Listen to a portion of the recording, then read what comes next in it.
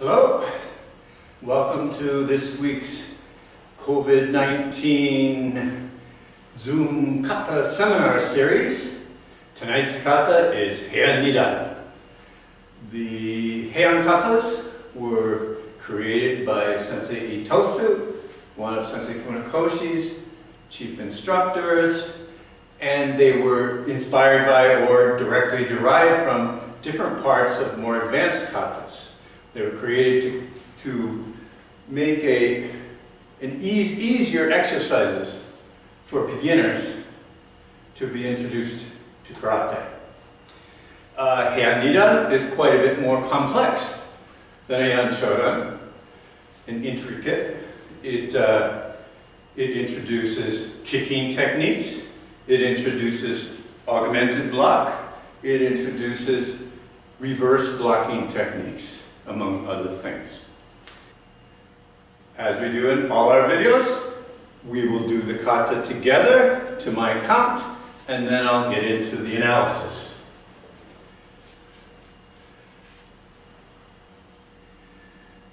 Eight. Heian Nidan. Yoi. 1、2、3、4、5、6、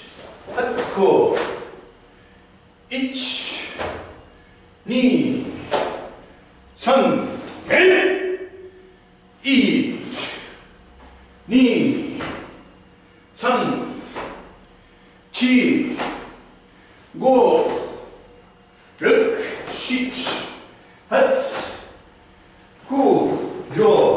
8、9、10、1、2、3、4、5、はい。All right. Right.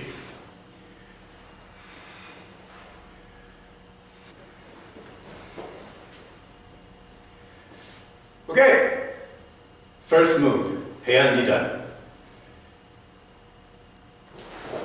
From here, this is a Heian, Muashi, Uchi, Uke, blocking with the back of the palm of the hand. This hand is, in the book says it's kamae, ready. Building from the bottom up, the important thing is in all these, the Heian 2, 3, 4, 5, you start with back stance, kokutsu dachi. And it's very important that your weight drops straight down. Okay? That your weight, the weight doesn't go toward the moving foot, but just straight down. This foot comes inside, pivots on the heel. Okay? Straight down. Okay? The application of this first move is to block a face level punch or bow or something coming at the face. And this one is just getting ready for the next technique. However, since this technique is executed exactly the same as Agyuke, rising block, then it could also mean simultaneous attacks. So one person's coming from your direction and one person's coming from the front. And you do I1 inside block and the rising block. And a useful exercise to make sure that you're doing this, you got this down okay, is to have two opponents. One here and one here, and say 1, 2, 3, go, and block both of them. Okay. This will also cure people who have this tendency of doing something odd with the back hand. For example, this. In this case, I went around and never passed the center point, so I can't make rising block. So not only is that not useful for anything, if you come around, it's also a longer course. The elbow's creating and making an arc. Okay.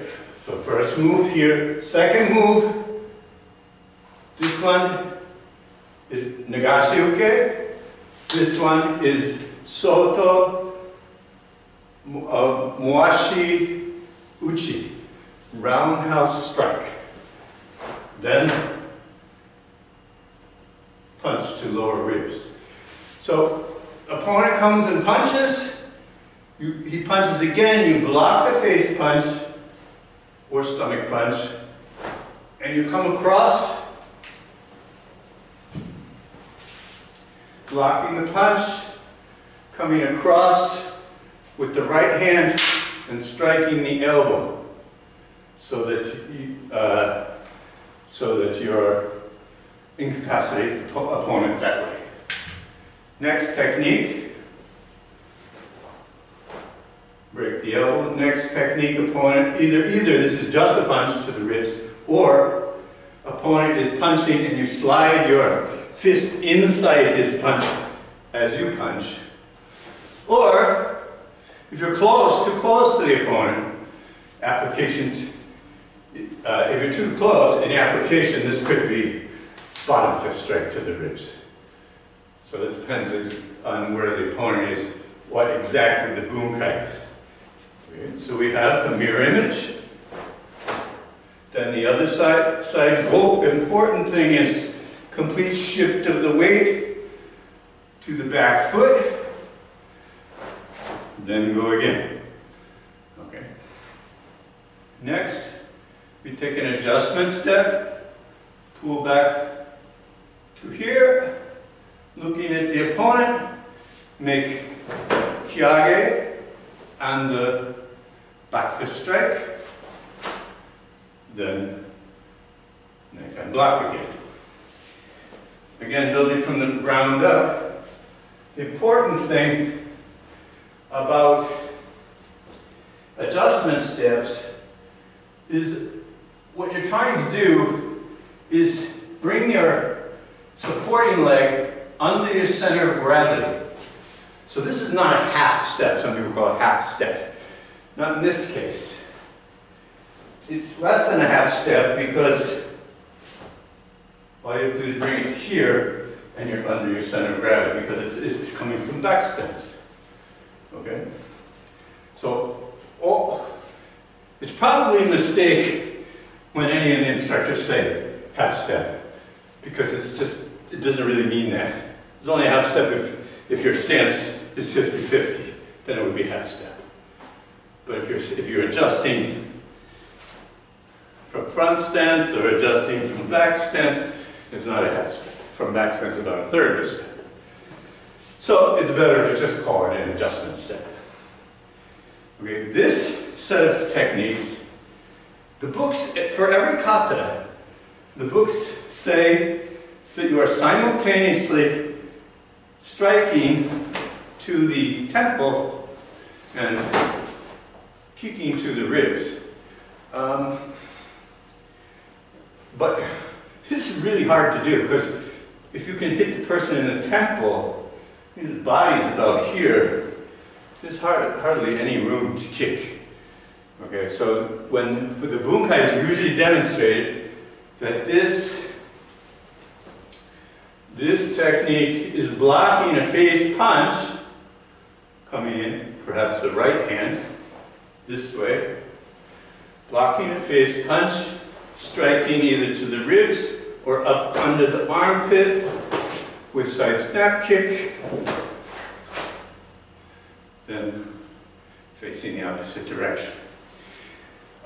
This is also not mentioned in the books, but if you try this bunkai with a partner, you will find when the partner's over here, and you block his face punch, and you kick him in the ribs or the armpit, when you step like this, you are right next to them. Okay, so a good feeling for bunkai there, since if he hasn't fallen down and you go into him, he's probably going to grab you or something. A good feeling is from here is to consider this one to be elbow strike. That's my idea, because he will be right there next to you. So easily you can hit the opponent with this one. Okay, then we are here, and we do 1, 2, and 3 Heian. As in Heian Shodan and many of the Kata, you have to emphasize moving into any stance, but moving into back stance, it's a little harder for beginners apparently, because they do it wrong. They start turning the body and throughout the technique, so that the front leg, invariably, the knee points inward. So instead, as you're stepping forward into stance, you cross with your hip held back a little bit. Okay? Then go, hip forward, till the very end. Then you open the hip. Okay? So, from here, go straight, go. And of course, the knife hand block cannot be executed in a 1-2 count. It must be simply 1, meaning you can't stop. Don't stop, then block. This technique at the end of that series with the kiai, this is osayuke, meaning you push, punches coming, push the hand down, then over the top, tate nukite. Okay, tate meaning vertical, nukite strike. First thing about nukite strike, this is meant for a chudan target. Your rib cage is shaped like a V here, beneath the breastbone. Okay? If you go this way, your fingers will go neatly in the middle of the V. If you do a horizontal nukite, because this is shaped like this, the outside fingers are going to catch on the ribs and the trouble for you, the defender. So, if you're striking low, this way. If you strike higher, where the target is a little more flat, then this way is okay. Or eyes. Because the socket's horizontal. This way is okay. If you go this way, you hit your index finger on the eye socket, on the bone.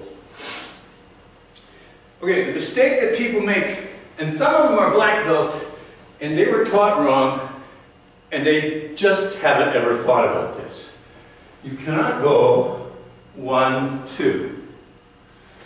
Why can't you go 1-2? Because you're supposed to be surprising the opponent with your strike. If you go 1-2, the opponent's going to go 1-2 as he feels you start to block his hand. Okay? Instead, he thinks he has you. Bam! At the same time you block, you hit your opponent.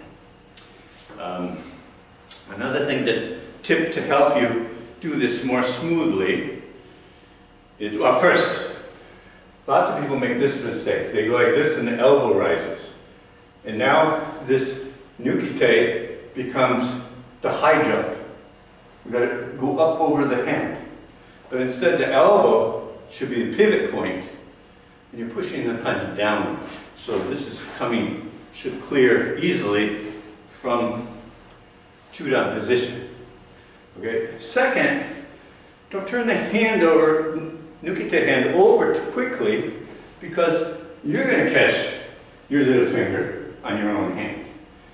So as you start this move, the hand, the striking hand should cross backs of the hands to each other like this, then turn over. Okay? Which is consistent with almost any technique. It's at the end that the forearm twists. And kiai at that point. Next, for familiar knife hand block sequence from Heian Shodan. Okay, again, the people that are going to be doing it well We're going to practice, as I said, for Heian shutdown. I'm going to practice with the feet first, shooting the leg, snap the hip and the block at the end. Practice shooting the leg as fast as you can to the next position. What too many people do, besides turning and then blocking, or picking up their hand before the feet start moving, these are both no-nos. But what people do is they kind of stop here, and then they go. They kind of stop here. It means the reason they have to stop is because the beginning part of the move, the feet are moving very slowly. So practice any move in your kata. Practice getting your feet to move quick in one speed from point A to B. It doesn't matter what the move is. You got to get those feet to move fast, because your legs are longer than your arms, and they're going to be the slowest point, the weak point as far as speed is concerned. So we're here. Next, the book says that this is simply inside block. Okay. I was taught, and many were taught, that this one means blocking a kick with a straight arm, and then wrapping around the kick and expelling it to the outside. Okay? Blocking the kick, expel it to the right side. Now, we'll go on method number one, the way I learned it. And this is a mistake that many people make. They put their hand out here somewhere first, and then swing and go. Okay? You're not going to be able to block a kick if you go backwards with the arm. The reason is, how long does the kick take? Boom. Okay? Boom. Okay? So in the space of time it takes you to bring your arm out, you already got kicked. So this one has to go at an angle. And then the arm comes no more out to the side than maybe 45 degrees. But it moves to the contact point in one time. Not 1, 2.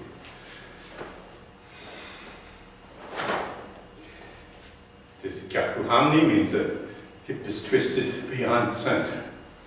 Okay, so if you're blocking the kick, if you're just thinking of inside block, then your hand comes along your body.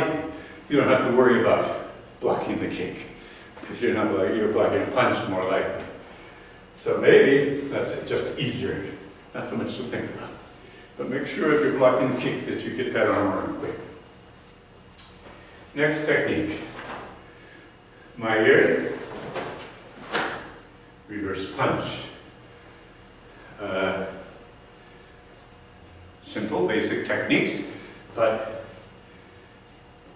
just one thought on Maigiri.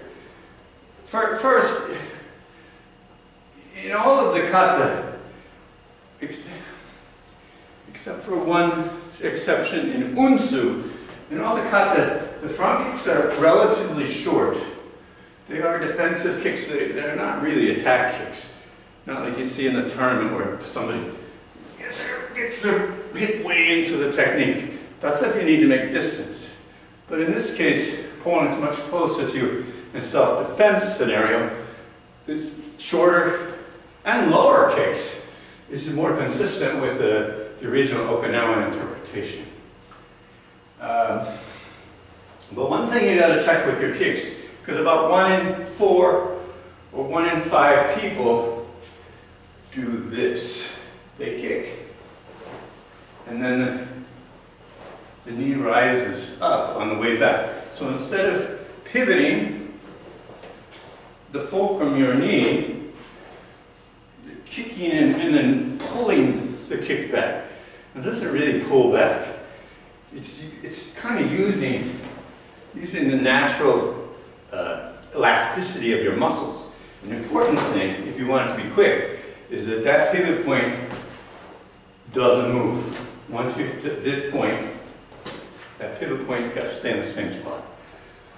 So an exercise you can do to check yourself, besides looking in a mirror, is go like this and practice coming up to your hands and try to maintain contact on your hands the whole time you're snapping out and snapping back. So you do it slowly, and touching, and touching, and touching, and back. That's kind of hard to do when you start to speed up, but the important thing is, if you hit your hand on the way out, that's okay. But if you hit it on the way back, you can feel the knee hitting your hands. So that's what you're checking for. The knee shouldn't rise on the way back. It only rises on the way out, and then it points to the target. Okay, we are here. Next, another reverse inside block, Gyakuhamni. Okay, this one, from a regular front stance, we shorten the stance as we block, but we do not raise up in the hip. Okay, there are three reasons for shortening the stance.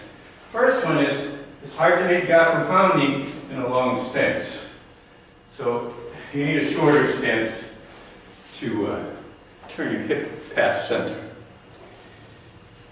At least, unless you're extremely flexible. Second point, if opponent's punching or something, pulling the stance back a little bit gives you a little more room. You're not quite stepping back, but you're moving your body away from the opponent just a little bit. But third, you can think of this technique as you're simultaneously blocking a punch, but then the opponent is also coming and trying to kick here. Okay? So, between the legs. So, why am I not hurting myself striking between my legs? Because my thighs are touching.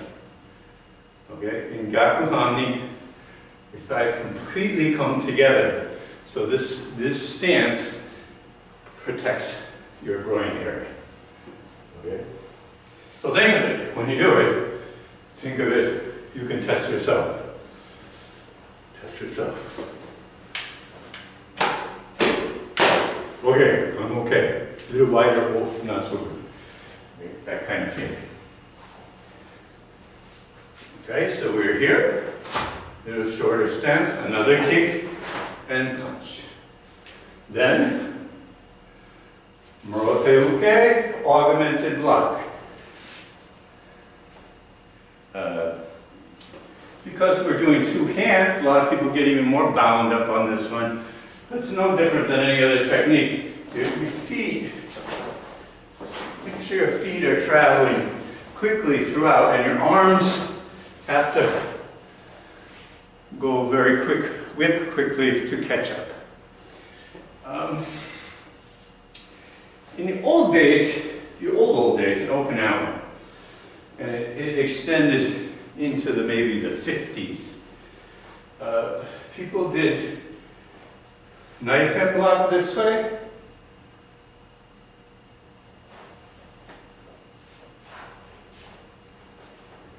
instead of this way. And they also did these augmented blocks this way. Okay. But a lot of instructors, and especially myself, I agree that the better way to do this kind of block is to bring the right arm back to the left fist and move them forward together. So it looks like this. I bring the right arm back to the left fist and move them forward together. The left arm's just doing this, and the right arm's doing regular inside block. The anchor position, the little finger of the left hand is in this little nook just above the elbow bone, and the left elbow is against the ribs, creating a triangle. So you're locking this into your body using the augmenting hand. The reason this is better is because, in my mind, is because if you do this, there's only one point where these meet, and that's at the end where you intend the contact to be. So they're not together, boom, they're together at the end. Well, that's cool. If you do everything perfect, that's very good. But the problem is, if the opponent changes position, and now he moves in or something, or he moves faster than you thought, this is going to make contact while this is still trying to play catch up. Okay? Whereas if you do this with your arms together, you can make contact here, here, here, here, here. Any time along the way, if this is following close, you can make contact and focus the block, and it'll still be a augmented block. Okay, now we're here. Next one, down block, then rising block in place, open hand, and rising block step forward. Then another down block, rising block in place, open hand, then step forward.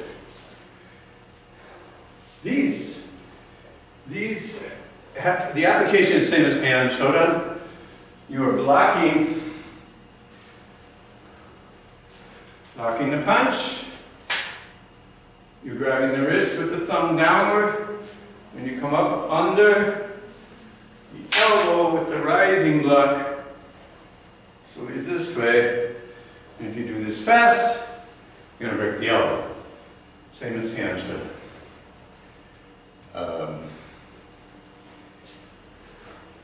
Should be, make sure that some people just reach their hand out. Make sure, regardless of whether you interpret this as kanai, ready position, or actual block, the technique the opponent actually blocked at that point, or punched at that point. You want to be in the correct rising block position. I'm sticking out here somewhere. So this one, it's okay to kind of, you should block while you're in place, but not dead. Not like this. This has to have the same continuity feeling as in Heian shutdown, such that when you make contact with this first block, 1, 2, that you are all right away going to the second one. Okay, so not quite like blocking when you're here, but you gotta be starting to move the feet, okay, toward the opponent. So you block very quickly, move the feet toward the opponent. Okay, and last move of Kata is the Kia. So this is a big hint. Last move. This is a big hint that you didn't just block somebody. You attacked them. Okay? So you know that it can be breaking the elbow. You know rising block can be used to deflect a punch upward, at the same time driving this fist or the whole forearm into their face. So rising block can be a block and attack at the same time. Okay? Okay, so that wraps up our Heian Nidan seminar, and stay tuned. Next week we will move on to Heian Sundan. Till then, keep training.